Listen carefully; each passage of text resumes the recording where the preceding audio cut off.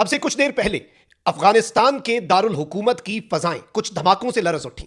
काबुल में सोए हुए तमाम तर लोग जाग उठे, पूरा शहर हिलकर रह गया और कुछ नामालूम लड़ाका तैयारों ने अफगानिस्तान बशमूल अफगानिस्तान के दारुल हुकूमत काबुल की एयर स्पेस को मुकम्मल तौर पर अपने कंट्रोल में लिया। कुछ एयर स्ट्राइक्स हुई, उन एयर स्ट्राइक्स के बाद कुछ गन फाइट और फायरिंग की आवाजें आई और कुछ हाई वैल्यू टारगेट्स जो हैं उन्हें उड़ा दिया गया।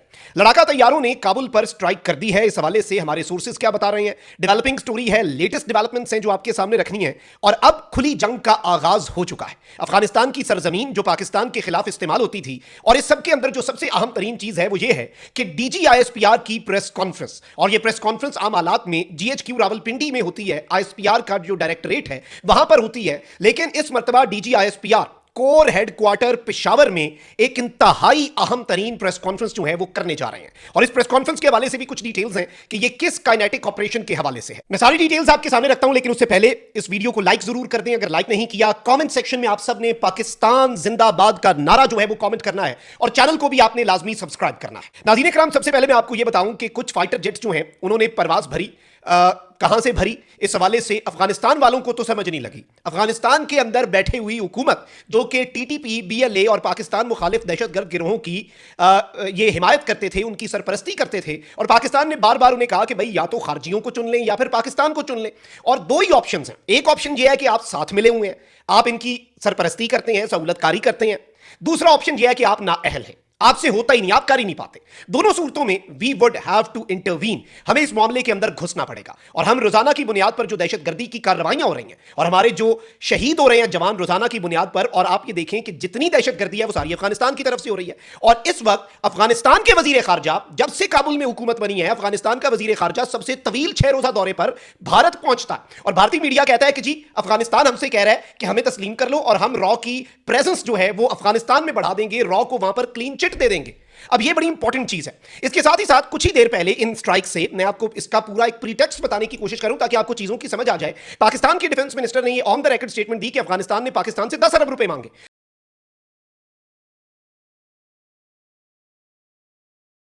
पाकिस्तान ने कहा कि भाई आप हमें गारंटी दें, पैसों की बात नहीं है, हम मदद कर देंगे आपकी, आप हमें गारंटी दें कि आपकी सरजमीन हमारे खिलाफ दहशतगर्दी के लिए इस्तेमाल नहीं होगी। उन्होंने कहा हम तो नहीं दे सकते गारंटी। तो अब नाज़रीन इकराम, हुआ यह है कि अफगानिस्तान के दूर दराज इलाकों में नहीं, अफगानिस्तान के उन सूबों में नहीं जो पाकिस्तान के बॉर्डर के करीब हैं और जिन सूबों से अफगानिस्तान जो है उसकी सरजमीन इस्तेमाल होती है पाकिस्तान के खिलाफ दहशतगर्दी के टेरर कैंप्स नहीं, बल्कि अफगानिस्तान का दारुल हुकूमत काबुल, अफगानिस्तान का स्ट्रॉन्ग होल्ड, अफगान तालिबान की हुकूमत का गढ़ और किला काबुल जो है, उसमें कुछ अननोन फाइटर जेट्स आए।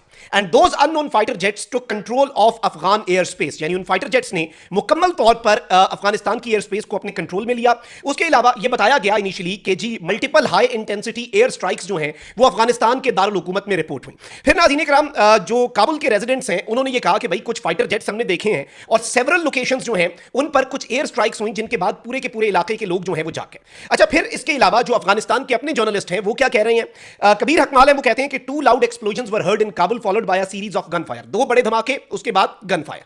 Unconfirmed report suggest that sounds came from eastern side of the city around district 8, जो काबुल की डिस्ट्रिक्ट 8 है, जो eastern side of the city है, वहां से ये आवाजें आई। Other reports indicate that noise of aircraft can also be heard over the city, यानी शहर के दीगर इलाकों के अंदर भी कुछ रिपोर्ट्स ये बताती हैं कि एयरक्राफ्ट की जो आवाज होती है फाइटर जेट्स की वो सुनी जा रही है। जाविया न्यूज है अफगानिस्तान का, वो कहते हैं कि जो काबुल सिटी के अंदर धमाके हुए हैं, और इनिशियल इंफॉर्मेशन ये दिखाती है कि कुछ टारगेट्स के ऊपर बम्बार्डमेंट की गई, बमबारी की गई प्लेन्स की तरफ से। और 8th, 16th और सराउंडिंग डिस्ट्रिक्ट्स जो हैं, यानी काबुल की 8th डिस्ट्रिक्ट, 16th डिस्ट्रिक्ट और उनके आसपास वाले जो काबुल के एरियाज हैं, वहां पर लोगों ने यह कंफर्म किया अफगान मीडिया को कि जी 2 बॉम्ब्स जो हैं वो ड्रॉप किए गए, यानी 2 लोकेशंस वर टारगेटेड, और एयरप्लेन्स की साउंड जो है वो सुनी गई। फिर इसके साथ मैं आपको यह बताऊं कि खुरासान डायरी ये बताती है कि जी अफगानिस्तान के अंदर मुतअद्दिद धमाके हुए, और एक व्हीकल जो है, एक गाड़ी जो है, उस पर एयर स्ट्राइक की गई। और इस सब के अंदर नाज़रीन इकराम, इवन शुरू में यह अंदाजा लगाया गया कि it can be a drone strike.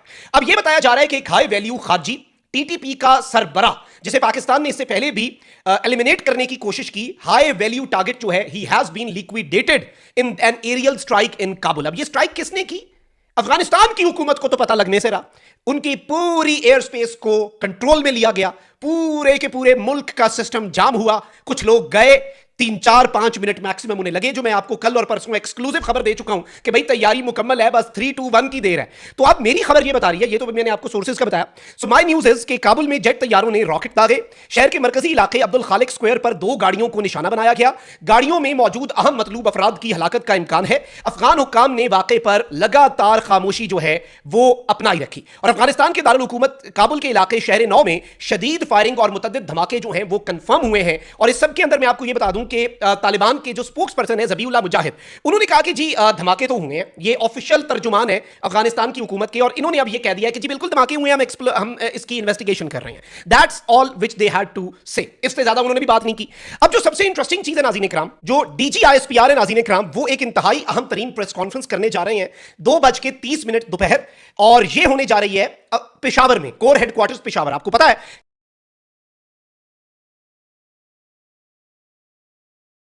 कि core headquarter Peshawar is the most important core when it comes to Afghanistan वाली साइड से दहशतगर्दी और जो कुछ पाकिस्तान करता है।